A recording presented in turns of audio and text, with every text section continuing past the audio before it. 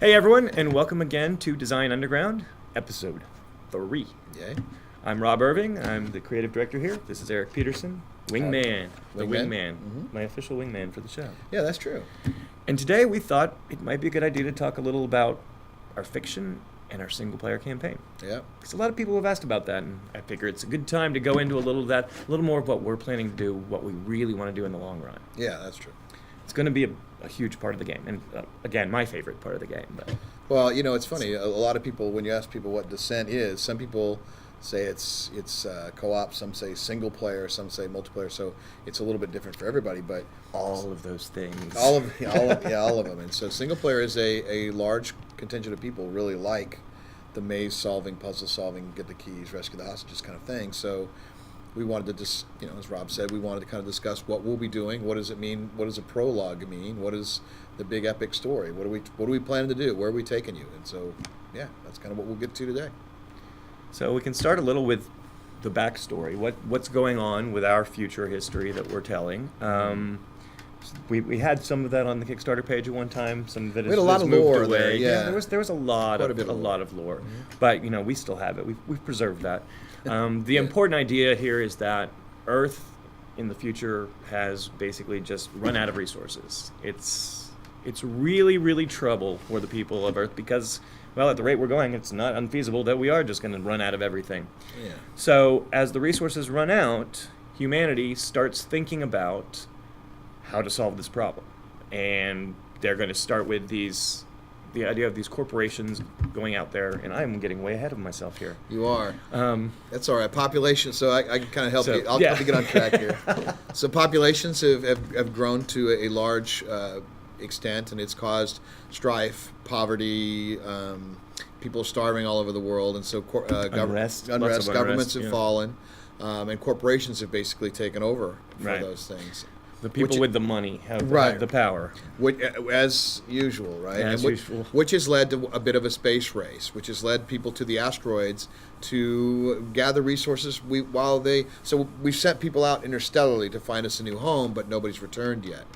So while that's It's a long happened, trip. right? It is a long trip, and so while that's going on, we've got corporations saying, "Well, we've got an idea. We'll go to the asteroid field. We'll mine the natural resources we need, and we'll bring them back to Earth to sustain us." Stopgap measure until hopefully they can find somewhere else to put all these people. Exactly. Yeah. Which- Because we are a lot of people, and so that's kind of where we're at in the storyline. So, well, sort of. I mean, that's happened to that point, and then That's the backstory. well, yeah. But then you've also got to a point where, so we're here in space. They've gone out in space, and the first people went out there, and they were all in manned ships. Right.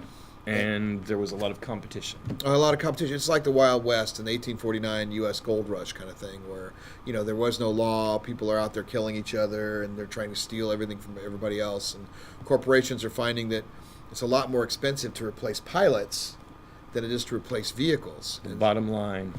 right. So they got together, created a consortium? A consortium. Yeah. Consortium. Is it consortium or consortium? Consortium. Or consortium. It depends on how you want to say it. I like either one. And so they got together and said, "All right, what we're gonna do is we're gonna continue to fight. We're gonna continue to argue because this is where our bottom line matters. But we're gonna do it with drone warfare rather than with pilots because pilots are expensive."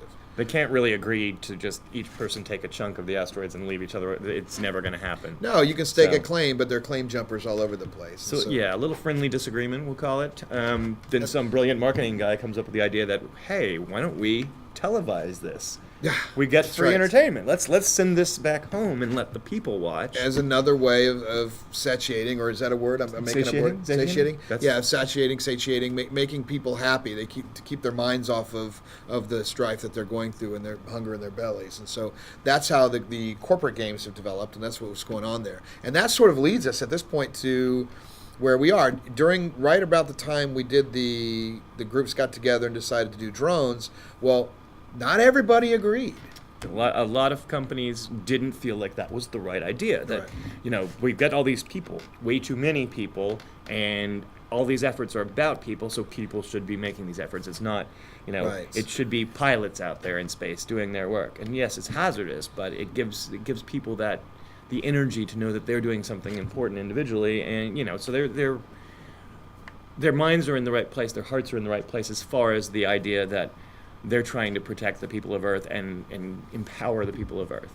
So that's one group that disagreed. There's another side to that as well. And as anything, as you guys have seen in our community as well, you've got different things for different people. That's the one group wants to have mancraft, and another group says, well, why do we need pilots at all? Why don't we use...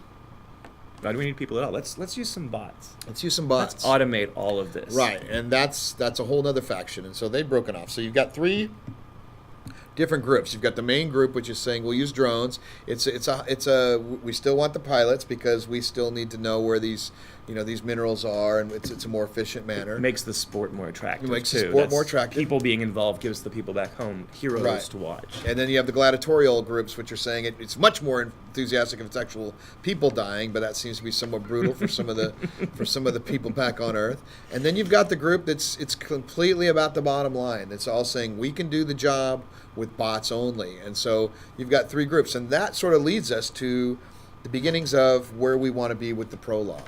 Where our story starts. Right, exactly right. So our story begins with you as a drone pilot out there doing your job. I mean, that your job involves competition with the other corporations, so it's normal to run into conflict on the day-to-day job. But what we're going to do is we're going to start you off with kind of that day-in-the-life approach to your first maps will be learning the different drones and their different roles, and those will unlock as soon as you need them. So very quickly you'll get to try out a lot of different roles. You will be learning about how to mine and what that does to the maps, and using your defenders to fight off other drones, and those of course will be piloted by AI. So right, AI as in game AI, not AI as in bot AI. Right. There are human pilots behind our AI pilots that are bots. Right. Right. Well, there's some. It's like a tiered approach, right? And so, so ultimately, what you'll be fighting will be first. You'll be fighting other drones, which will be AI controlled drones, and then you'll have the introduction of these AI bots, which it's hard to talk about single player because we don't want to give too much away. Sneaky. But I think we need to. We'll give a little bit away. A little bit. And so we'll have the single player drones, and then you'll actually be surprised because while these companies have said that these bots are for mining only, well, they have to defend themselves. I guess so. Defend themselves. Right. Best defense is a good offense. Right, and so that'll be, and you'll be introduced to the new craft all along the way. You'll be introduced to the different roles that they can all play and how they can do it more efficiently. You'll be introduced to the two factions that are out there, and that's one of the tiers. Is I believe the main corporations have all been named by the people on the Kickstarter. The Earthbound corporations. The Earthbound corporations, the sponsor corporations, and now we're going to have the ones that are at the $1,100 tier are actually going to name the factions that are they're broken off. They'll be the ones you're fighting against. You don't want to say splinter factions. You don't want to say terrorists because that's kind of a bad word today. No. But they're people who have a different idea of how these things should be run, and you've got again both the ones who believe in humans being in there, and then you've got the ones that are bot controlled or AI. They're AI only, right? And players can certainly choose to fly for those corporations when they're playing multiplayer. They can have that logo on their ships as well. It's like, you know what? I'm all about the bots. I'm on the bot team. Yeah, the bot team. That's true. Which is great. I mean, that's the nice thing is that the diversity that introduces for these different philosophies, and also just the idea that teams are important. Right. Who you fly for is important to players. So we'll be setting up in the single player story the different other factions that you'll be fighting against in the in the multiplayer, or all so in the single player we kind of be introducing what you'll be going against the different factions, how you're going against them. You'll be introducing all the different elements you'll be seeing in the universe out there, from AI drones to AI bots. And the core. The core is an actual thing. Well, it's an important thing. You can see it. I mean, the core is sort of one of those things that we've already shown a little bit. It's not the standard old nuclear reactor thing you had in the 90s. This thing is like a ball of unobtainium, which Oh, I can't I believe know you said it's that. not really unobtainium. All right, I'm sorry. Unobtainium. It's not unobtainium, but that was really cool in Avatar. So No, it was not. All right, fair enough. I liked it, but anyway, but you've seen it, and one of the, you will have that blow up the core and get out there. There will be some maps that are going to be you've been sent in to. God, man, I don't want. Okay. There might be some twists to the core. Let's just leave it at that. Yeah, For now. okay, fair enough. We have some ideas. But you will have that typical gameplay experience where you're going in, you're rescuing, things, you're killing up, you're destroying the reactor core, and then you're racing to get out of the tunnels. That's absolutely part of what we'll be doing. And all of those stories are leading up to the overall storyline, which leads up to Descent. Right. And currently we've got So- We've got 12 missions that will be coming out in around 12. We're loose estimate right now for the initial story, for our initial prologue. And then going from there. The Perhaps- goal is over the long term to take Well, yeah. this out to a really good. Yeah. goal. So again, we want to do this. We think Descent really needs an epic storyline. I mean, an epic single player campaign, and that's what we've come from. That's what we have done forever with Wing Commanders and things like that. Unfortunately, those things are fairly expensive to make, and so if we came out and said, okay, well, we want to make this whole big thing, it's $2 million or $1.5 million. I think that that might not be. We see it, Michael. You can leave it down. We've seen that, and so. That Michael always holds up these notes back there for us to prompts. He likes to prompt which are us. good. It's good stuff.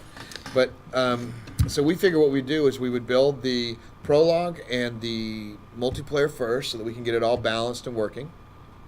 Use the proceeds of the sales from that to then fund the single player campaign. So it's kind of like a big leapfrog. I mean, if we are fortunate enough to make our goal and to make this game for everybody together, this is what we're doing together, then it's a 10-year process. We're going to be adding to this thing forever. And this is just phase one. And so we want to support the single player.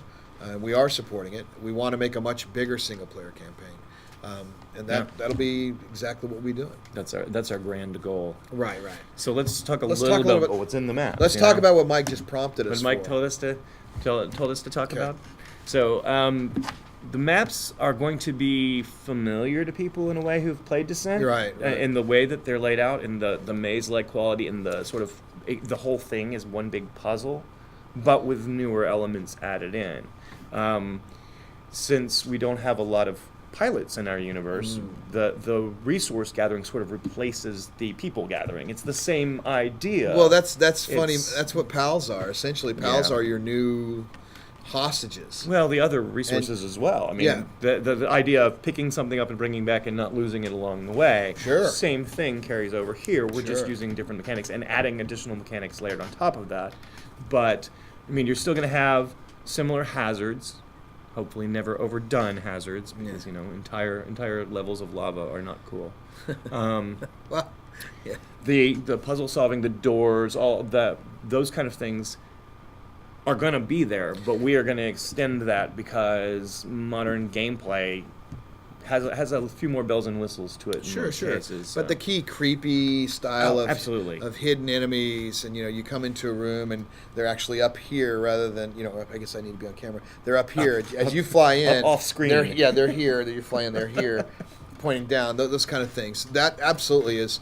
It's funny. The originals had people and myself included, really liked the not knowing when you came into a room, all of a sudden you're getting hit. What the heck? Where's that? The tension, Right. is important to Descent, but also, I mean, the sounds are crucial. Oh, absolutely. Having good sounds. Speaking of sounds, none of the music you've heard so far is in the game. This is all placeholder stuff that is just used to create a back kind of that we're feel. allowed to use. This is Right, important. exactly. We haven't gotten a composer yet. There's several that have reached out to us. Matt Fossa's done some stuff. He wants to do it. James Hannigan's reached out. We've got one of the guys from Information Society, the lead singer of that. Actually, when I talked to him yesterday, wonderful guy. Kurt, was really nice to meet.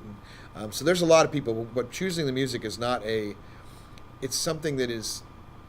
I think it's key to Descent, and so that's going to take a little bit of time. And then what we'll probably do is bring it out to the fans, let them hear samples, and let you guys have a say in what you guys think is Descent-y. So let's get back to it a little bit. We've got So one of the things about this, the new style, is that the roles are very important to what we're doing. I mean, if each ship has specific capabilities that we will incorporate into the single player missions, and those will be parts of your missions. They'll be part of your objectives. Now you may be able to go back and play something in with a different ship and find things you didn't find before. Right. So we have the ability to do even more hidden things than Descent You know, did. yeah, that's a very key point that I think is missed on a lot of modern games, is the fun of discovering hidden chambers and power-ups and things that are out there that aren't there. Now in Descent, you could actually see, like, you could see a line along the wall where you knew you could shoot there and open that door or the ceiling or whatever. And, But I mean, I remember, like, in Wolfenstein, you used to bang on the walls until one opened to find that stuff. And so RPGs too. You could just go and click on every single section of the wall until you find the secret door. I know there's one here. So we will have secrets. I mean, that's actually really fun too, is to discover those things. But and changing environment is part of that. It's like you can change the environment, which affects how you play. It affects the map itself. Right. It gives you access to these hidden places, the resources you need, but it also means that your opponents can do the same thing. Right. They have tactics that can involve that. So. Right. So there'll be things. There'll be hidden things. There'll be things going on for you to discover. Some of the ships will be better at finding some of those than others. Absolutely. You know? But that doesn't mean that you have to use those to find them. So it's just a specialty.